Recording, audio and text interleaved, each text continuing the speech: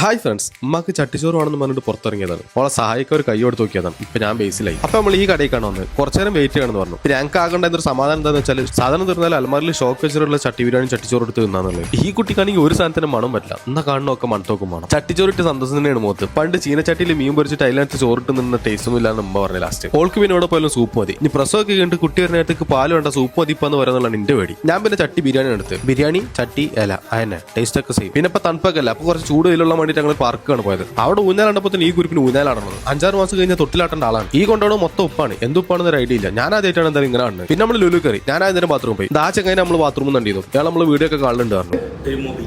എനിക്ക് പിന്നെ ലുലു കയറിയ ബനാന ചിപ്സ് മസ്റ്റാണ്. മേനൊരു തേങ്ങ കരിക്ക്. ഞാൻ വെറുതെ കരിക്കല്ലാണെന്ന് പറയുന്നത് കുലുക്കി വെക്കാൻ മതി എന്നാ പറഞ്ഞത്.